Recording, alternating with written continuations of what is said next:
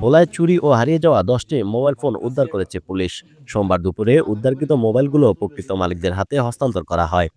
Police super Mohammad Shariful হকের তত্ত্বাবধানে ভোলা সদর মডেল থানার অফিসার ইনচার্জ হাসনাইন পারভেজের দিক নির্দেশনায় এএসআই আবুল বাশার হারানো মোবাইলগুলো উদ্ধার করেন।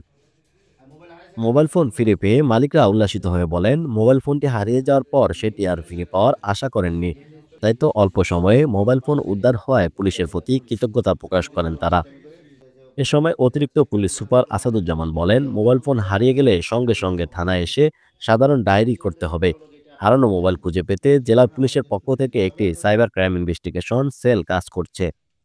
যে সমস্ত হারানো মোবাইল জিডি করা হয় তার প্রেক্ষিতে আমাদের বাংলাদেশ পুলিশের একটা গুরুত্বপূর্ণ ইউনিট ভোলা জেলা পুলিশ, তার একটা শাখা সেটাকে ভোলা সদর থানার এসআই বাশারের নেতৃত্বে কিছু সদস্য নিয়মিত কাজ করতেছে, একই সাথে ডিবিও কাজ করে। তো হারানো মোবাইলটা উদ্ধার সংক্রান্তে আমরা বিভিন্ন অভিযান চালিয়ে বিভিন্ন জায়গায় জিডির যে বিপরীতে তদন্ত কার্যক্রমটা সেটা আমরা সম্পন্ন করেছি এবং আজকে আমরা সরাসরি 8টা এবং আরো দুটো টোটাল মিলে আমরা 10টা যে হারানো মোবাইল সেটা প্রকৃত মালিকের কাছে হস্তান্তর করেছি। তো যদি কেউ বিক্রি করে হারানো মোবাইল সেক্ষেত্রে আপনারা একটু সতর্ক থাকবেন যে চার্জার নাই এটা বোঝা যায় চুরি মোবাইল, বা দেখা যাচ্ছে যে কখনো কাগজ থাকে না, সংশ্লিষ্ট কাগজ থাকে না, এই ধরনের মোবাইলগুলো ক্রয় করা ঠিক হয় না, কারণ অনেক সময় জিডি করা থাকে। এই ধরনের মোবাইল ক্রয়ের ক্ষেত্রে একটু হয়রানি হওয়ার সুযোগও থাকে।